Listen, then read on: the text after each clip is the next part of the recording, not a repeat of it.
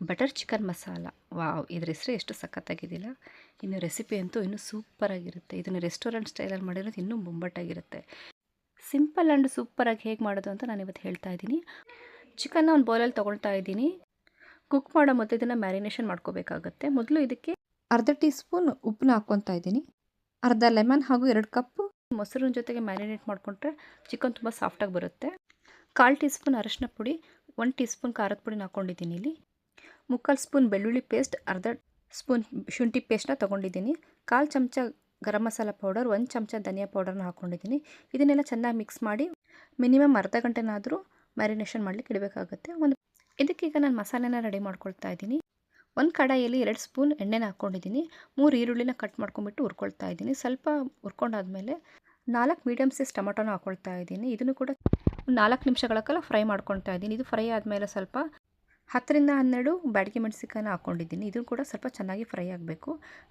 ಹಸಿ ವಾಸನೆ ಎಲ್ಲ ಹೋಗೋವರೆಗೂ ಫ್ರೈ ಮಾಡ್ಕೊಂಡಾದ್ಮೇಲೆ ಲಾಸ್ಟಲ್ಲಿ ಗೋಡಂಬಿನ ಹಾಕ್ಕೊಳ್ತಾ ಇದ್ದೀನಿ. ಗೋಡಂಬಿ ಹಾಕ್ಕೊಳೋದ್ರಿಂದ ಗ್ರೇವಿ ಚೆನ್ನಾಗಿ ತಿಕ್ಕಾಗಿ ಬರುತ್ತೆ.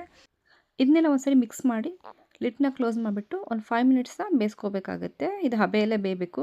ಒಂದು 5 ನಿಮಿಷ ಆದಮೇಲೆ ನಾನು ಲಿಡ್ನ ಓಪನ್ ಮಾಡಿಬಿಟ್ಟು ಈಗ ಇದನ್ನು ಪ್ಲೇಟಲ್ಲಿ ಟ್ರಾನ್ಸ್ಫರ್ ಮಾಡ್ಕೊತಾ ಇದ್ದೀನಿ. ಇದನ್ನೆಲ್ಲ ಬಿಸಿ ಆರೋವರೆಗೂ ತಣ್ಣಗಾಗ್ಲಿಕ್ಕೆ ಇಡಬೇಕು. ಆಮೇಲೆ ಪೇಸ್ಟ್ ಮಾಡ್ಕೋಬೇಕಾಗುತ್ತೆ. ಅದೇ ಕಡಾಯಲ್ಲಿ 2 ಸ್ಪೂನ್ ಬೆಣ್ಣೆನ ಹಾಕ್ಕೊಳ್ತಾ ಇದ್ದೀನಿ. ಮ್ಯಾರಿನೇಷನ್ ಮಾಡ್ಕೊಂಡಿರ್ತಕ್ಕಂಥ ಚಿಕನ್ ಅದಕ್ಕೆ ಹಾಕ್ಕೋಬೇಕಾಗುತ್ತೆ. ಬರೀ ಚಿಕನ್ ಮಾತ್ರ ಹಾಕ್ಕೊಳ್ರಿ, ಅದರಲ್ಲಿ ಇರ್ತಕ್ಕಂಥ ಮಸಾಲೆನ ಆಮೇಲೆ ಹಾಕ್ಕೊಳ್ಳೋಣಂತೆ.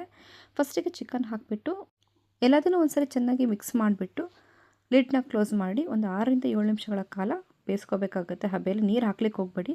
ಅದೇನು ಮಸಾಲೆ ಇದೆ ಅದರಲ್ಲಿ ಅದು ಬೇಯ್ಕೋಬೇಕಾಗುತ್ತೆ. ಚಿಕನ್ ಆವಾಗ ಸಾಫ್ಟಾಗಿ ಬರುತ್ತೆ.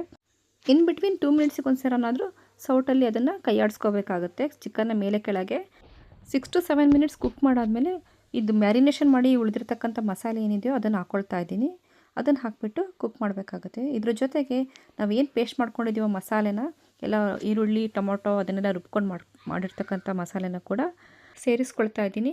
ಇದನ್ನೆಲ್ಲ ಒಂದ್ಸಲ ಮಿಕ್ಸ್ ಮಾಡಿ ಬಿಫೋರ್ ಕುಕ್ಕಿಂಗ್ಗೆ ಗ್ರೇವಿ ಎಷ್ಟು ಚೆನ್ನಾಗಿ ಕಾಣಿಸ್ತಾ ಇದೆ. ಇದ್ರ ಜೊತೆಗೆ ಸ್ವಲ್ಪ ಉಪ್ಪನ್ನ ಕೂಡ ಸೇರಿಸ್ಕೊಳ್ತಾ ಇದ್ದೀನಿ. ಮ್ಯಾರಿನೇಷನಲ್ಲಿ ಸ್ವಲ್ಪ ಉಪ್ಪನ್ನ ಮಾತ್ರ ಹಾಕ್ಕೊಂಡಿದ್ದೆ. ಟೇಸ್ಟ್ ನೋಡಿ ಉಪ್ಪನ್ನ ಆ್ಯಡ್ ಮಾಡ್ಕೊಳ್ಳಿ ನೀವು.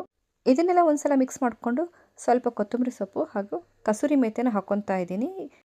ಇದನ್ನೆಲ್ಲ ಮಿಕ್ಸ್ ಮಾಡಿಕೊಂಡು 10ರಿಂದ 12 ನಿಮಿಷಗಳ ಕಾಲ ಚೆನ್ನಾಗಿ ಕುಕ್ ಮಾಡ್ಕೊತೀನಿ ಲಿಡ್ನ ಕ್ಲೋಸ್ ಮಾಡಿ.